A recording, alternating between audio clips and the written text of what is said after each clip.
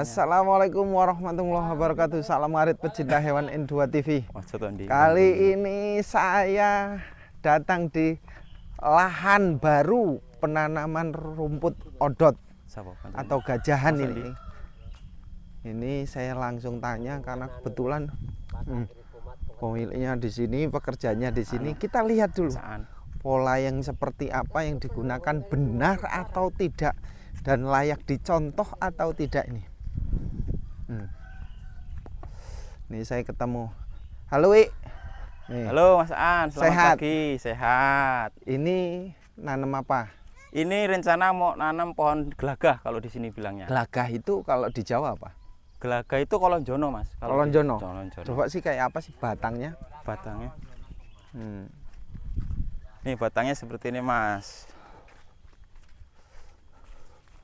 Nih batangnya. Nah, di sini saya mau coba sistem tanam baru Mas. Kayak apa? Tanamnya itu kayak tebu.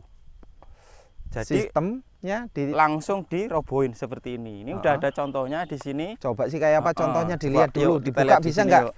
Bisa, kita lihat aja di sini. Mana ya? Nih contohnya. Mana? Ini contohnya seperti ini Mas. Jadi langsung ditidurkan begini, terus ditata terus sampai ujung. Nggak ada yang dimunculkan? Nggak ada yang dimunculkan. Saya pernah nanam gini juga, sistem dimunculkan. Tapi itu nanti pohonnya cuman apa ya, kayak dapuran bambu gitu. Muncul. Nah ini dengan begini saya harapkan nanti rata Mas. Dari ujung sini sampai ujung sana tuh rata. Panjangnya berapa itu yang dipilih? Panjang yang ditanam? Maksudnya panjang batangnya atau ukuran antar gang ini? Panjang batangnya dulu. Panjang batangnya itu tergantung bibitnya Mas. Jadi misalnya bibitnya 1 meter nih, langsung tanam aja 1 meter nih, misalnya segini. Langsung aja kita taruh gini, masukkan ke paret, langsung kita timbun pakai tanah. Udah gitu aja langsung baris terus sampai ujung sana. Tidak perlu banyak ukuran macam-macam. Enggak gitu. ada Mas. Gitu. Nah kalau jarak tanam? Jarak tanam antara baris ini sekitar 50 cm. Kenapa harus yang diambil 50 cm bukan 70 atau 30? Karena kalau terlalu rapat juga nanti nutrisi tanaman itu kan kita harus kuat juga Mas. Jadi kalau terlalu rapat nanti kemungkinan besar itu batangnya akan kecil-kecil dan perkembangannya lambat. Nah, gitu. Satu dapuran yang ditidurkan ini, ini akan jadi berapa besarnya perkiraan? Kalau besarnya kemungkinan dengan jarak segini nanti bisa segede gini lah, sejempol kaki Mas. Setiap tumbuhnya. Dan untuk setiap mata tunas ini nanti tumbuh semua Mas. Gini. Nanti tumbuh semua. Tumbuh semua dan diharapkan nanti batangnya bisa segede jempol kaki. Seberapa batangnya? Ya? Batangnya itu. Pengaruh batang bisa besar bukan karena pemupukan. Pemupukan, jarak tanam juga berpengaruh Mas. Berpengaruh. Kalau masalah ini tanah, kegemburan tanah, ngaruh nggak? Kegemburan tanah sebenarnya ngaruh Mas. Cuma di sini kan saya ini bekas tanaman kayu. Ini. Dan masalahnya kalau saya traktor itu pasti nggak mau karena ini masih sangat kuat akar-akar ini. Jadi kemungkinan besar nggak mau tukang traktornya. Jadi saya ambil kesimpulan untuk sementara sambil nunggu ini bonggol kayunya ini busuk. Saya paret begini. Nah itu pekerjanya di situ masih pada istirahat Mas. Berapa orang ini? Ini 4 orang. 4 orang. 4 orang ya. Lahan seberapa? Ini lahan sekitar kalau dari sampai depan ada setengah setengah. Kalau yang ini mungkin yang ditanam ini 1/4 karena bagian depan udah ada odot Mas. Nah itu odot. Dulu itu nanamnya sistem tancap Mas. Tancapnya itu gimana? Gini Mas, berdiri. Jadi kita lubang sedikit terus kita tancap begini. Itu hasilnya seperti itu. Coba kayak apa sih? Yuk kita lihat perbandingan soalnya. Iya betul.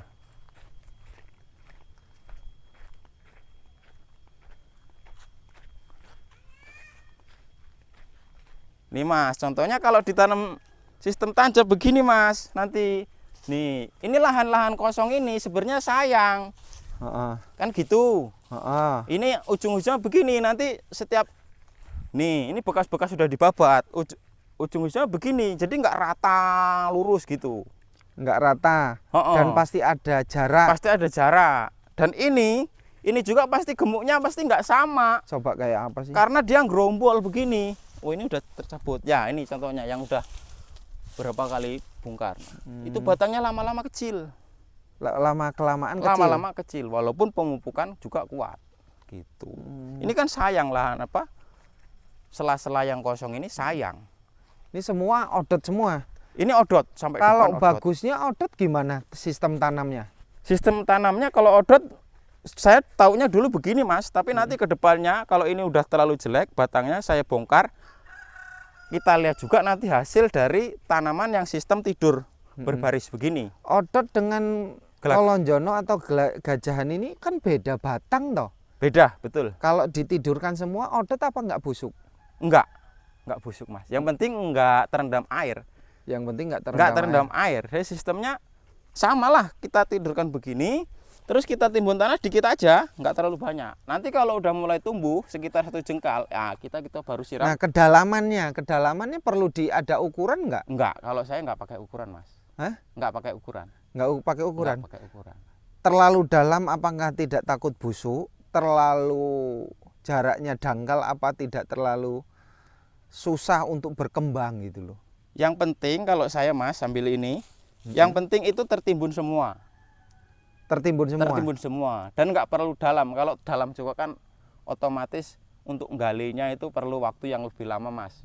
Di kos biaya saya ketemu. Jadi yang penting intinya kalau di sini bilangnya diparet. Yang penting ini bisa tidur semua, terus bisa kayak tadi itulah tutup tanah semua gitu. Cuman itu 5 cm itu. 5 cm lah, 5 sampai 10 maksimal gitu.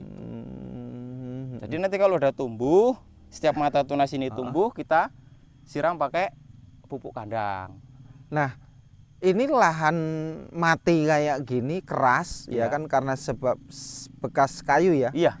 Ini tidak bisa dalam jangka 1 tahun produktif. Bisa sebetulnya Mas. Kita bisa tanam singkong ataupun jagung. Tapi saya untuk spekulasinya saya nggak berani Mas. Nggak tahu nanti hasilnya kayak mana. Dan juga memang ini saya termasuk spekulasi. Gimana? Tanaman gajahan ini spekulasi. Oh enggak, kalau tanaman gajah kan istilah saya nggak ada istilah bagus ataupun jelek. Yang penting nanti kita tanam hasil yang kayak apa kita untuk pakan gitu loh. Untuk pakan. Sapi berapa total di kandang? Sekarang tinggal 12 Mas. Sebelumnya? Sebelumnya kemarin 17 kalau nggak salah. 17. Iya. 17 ekor Idul Adha keluar. Keluar 5. Keluar 5. Nggak habis semua. Enggak Mas, karena yang lain-lain masih kecil, ada yang juga indukan, ada yang dire, doro gitu. Ada yang dire, doro. Berarti selain fattening ada breeding. Sisa breeding dulu. Sisa breeding. Saya udah kasih tahu Mas An waktu di video yang dulu itu sisa breeding. Lebih akan kembali ke breeding tanam rumput ini atau gimana? Kalau saya akan lanjut ke penggemukan. 1/4 hektar untuk sapi 12 sekarang. Anggaplah 17 ekor lagi. Mampu bertahan berapa hari? Seperti yang saya sudah jelaskan kemarin, kalau sistem full pakan hijauan itu mungkin sebulan udah habis Mas. Udah habis. Habis dipotong. Nanti tinggal kayak gini ujung-ujungnya. Ini Mas. Berapa hari lagi tumbuh? Kalau tumbuh ini sekitar 2 bulan. Enggak, kalau 2 bulan itu udah seginilah mungkin. Sebulan paling lama lah. Kalau enggak udah produktif itu. Produktif 3 sampai 4 bulan. Siap potong. Siap potong. Dari tanam pertama. Kalau dari babat begini, itu paling lama 40 sampai 50 hari. Asal dipupuk. Iya, betul. Pupuk kandang atau kimia? Kalau saya nggak main pupuk kimia, pupuk kandang. Pupuk kimia itu cuma urea. Kalau dia udah tumbuh sekitar 40-50 cm itu pakai pupuk urea supaya daunnya hijau.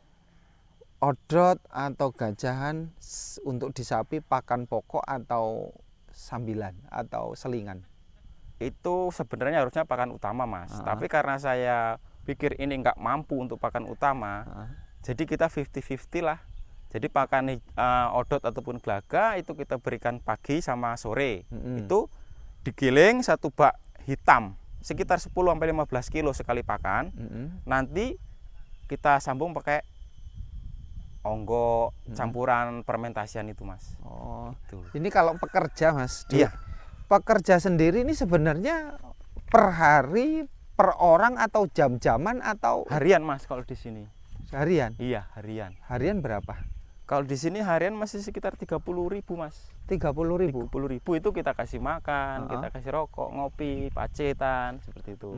Jam kerja dihitung berapa jam? Jam kerja kalau saya ikut umumnya di sini jam 7:30 sampai jam 11. Kalau siang jam 1 atau jam setengah 2 sampai jam 4. Jam 4. Satu hari 30.000. 60.000 kalau satu hari. Kalau satu hari 60.000. Ini orang berapa ngerjain ini? Orang 4 Mas. Ada kesulitan nggak orang bekerja di lahan seperti ini yang keras? Monggo silakan langsung tanyakan. Kendalanya ada kesulitan nggak untuk lahan seperti ini? Sulit. Kenapa ya? sulitnya? Keras, tanahnya keras. Tanahnya keras. Banyak akar mungkin, akar-akar sisa dari pohon-pohon ini. Ini apa? Dikasih apa ini, Pak? Ini kalau di sini sapi bukan? Ini bilangnya apa? Ui. Apa ini? Talas ya? Talas. Oh, bote ya? Bote sama ngopi. Nah, ini kopinya, kopi apa, Pak? Oh, kopi asli. Ini kopi Lampung asli. Ini kopi Lampung asli, gilingan sendiri. Oh, gilingan sendiri. Iya, gorengan sendiri. Bukan asli. Kopi bekas apa gitu, enggak. Ini kopi asli. Nah, Mas Dwi. Iya.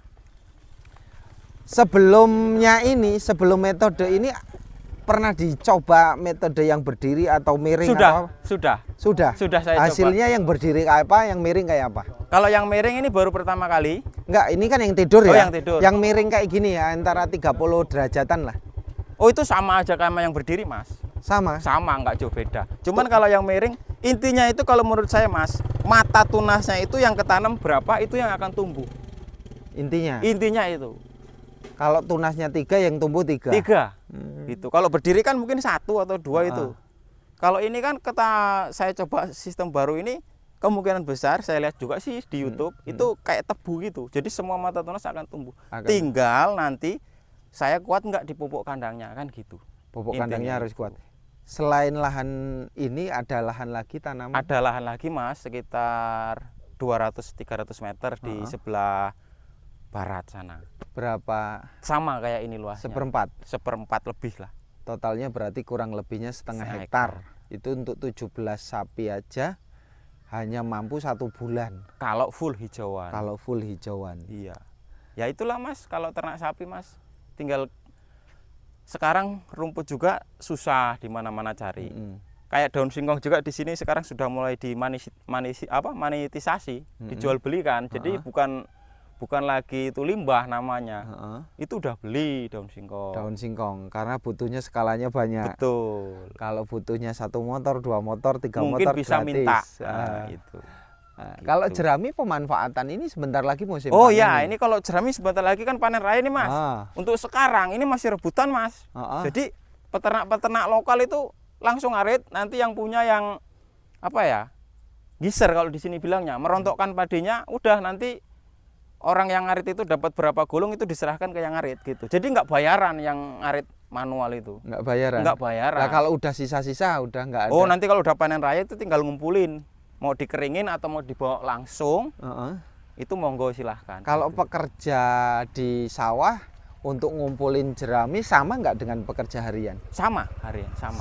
Tapi kalau pekerja untuk ngumpulin jerami ini pertama saya jemur dulu, Mas, di sawah. Kering, nanti langsung bawa pulang, udah tinggal numpuk di rumah gitu. Kalau yang model masih hijau kan ada anak kandang nih. Nah, ya itu sebutuhnya aja, Mas. 3 gulung, 4 gulung sehari bawa pulang nanti. Gitu. Oke, Mas Dwi. 1 kali lagi yang pengen saya tanyakan tebon jagung. Iya. Di Lampung banyak tebon jagung. Yang sudah kering itulah kan, diambil buahnya. Itu kenapa nggak diambil? Rata-rata kan terbuang di sini. Kalau saya mendingan ini, Mas, jerami padi. Kenapa? Karena lebih mudah. Kalau batang jagung itu kan harus giling lagi. Gitu. Terus kalau dikasih makan langsung itu kemungkinan besar sapinya di sini manja-manja. Jadi nggak mau, harus melalui proses fermentasi. Harus fermentasi. Iya, gitu. Oh, jadi pemanfaatan tebon jagung di sini yang masih sangat minim. Bahkan tidak terpakai gitu ya. Rata-rata kan dibakar ya. Dibakar. sama sang pemilik. Gitu. Kecuali mungkin daunnya waktu masih hijau itu nanti apa ya, tukang ngarit yang manual itu mereka sempretin langsung kasih makan. Tapi kalau yang udah kering itu nggak ada yang memanfaatkan di sini, Mas. Nggak gitu, ada. Nggak ada. Larinya lebih banyak ke jerami. Bagus mana sih sebenarnya kalau dari nutrisi antara jerami dengan tebon, kalau sepengetahuan Mas Dwi aja? Itu yang udah kering atau yang kering, yang sudah kering, sisa panen itu? Kalau saya cenderung ke jerami. Kalau masalah nutrisi saya nggak tahu, Mas. Kemungkinan besar ya sama aja karena itu ketemunya apa ya? Bahan kering sih, Mas. Itu cuma serat kasar isinya. Serat kasar. Serat kasar. Jadi untuk campuran. Untuk meningkatkan nutrisi mungkin harus melalui proses fermentasi. Gitu. Artinya tebon jagung lebih rumit. Lebih rumit untuk pengelolaannya sebelum bisa dikasih makan ke sapi. Jelas kosnya jadi nambah. Nah, betul. Ya namanya di kampung, Mas, otomatis kos itu jadi pertimbangan utama. Gitu. Kalau target penggemukan sapi sendiri per hari kenaikan daging berapa kilo? Kalau target sebenarnya sih satu kilo sih, Mas. Kalau saya nggak usah muluk-muluk 1 kilo. Cuman saya nggak punya timbangan. Prakteknya nanti 4-6 bulan kita jual, kenaikan harga berapa, dipotong modal sama pakan, udah. Rata-rata sekarang per umpamanya 6 bulan ya penggemukan, per ekor dapat berapa hasil bersihnya? Bersihnya ya sapi kecil itu sapi Bali misalnya, kita nggak usah muluk-muluk lah, Mas. 300-500 ribu itu tergantung perkembangan sapinya. Per ekor. Dalam 6 bulan? Dalam 1 bulan. 1 bulan. Kalau sapi Angola putih? Sapi Angola di sini saya nggak ini, Mas. Sudah jarang kalau penggemukan sapi PO itu. Kenapa? Kalau sapi PO itu yang punya kebanyakan petani ataupun tukang gerobak. Kenapa PO nggak mau digemuk buat penggemukan? Susah, Mas. Pertumbuhannya? Pertumbuhannya kayaknya nggak memuaskan gitu untuk dilihat mata itu. Sapi putih ya? Iya, PO. Karena kebanyakan di sini sapi PO untuk kerja, Mas. Untuk kerja? Betul. Terus kalau limosin dengan metal pertumbuhannya cepat mana? Kalau menurut saya tergantung nafsu makannya. Tapi kalau untuk dilihat enaknya itu enak limosin. Sapinya bulat. Makan yang paling nggak pantangan makan? Bali. Oh, kalau metal dengan limosin pilih mana? Kalau saya tergantung barangnya. Kalau di sini kan barangnya agak susah, Mas. Kalau ada ya bagus metal ya saya ambil metal. Kalau ada limosin yang bagus ya saya ambil gitu. Tapi kalau untuk masalah makan itu tergantung nafsu makan sapinya. Sehat, Pak. Woi, tuh. Oke, Mas Dwi ya. Terima kasih, sukses. Ya, ini pekerjaannya sudah mulai. Pak, kerjanya yang bagus. Kalau enggak nanti dipecat nih. Karena masuk YouTube ini. Masuk YouTube, bosnya ditagih biaya mahal aja. Gajinya 1 hari 100.000. Oke, terima kasih Pak ya.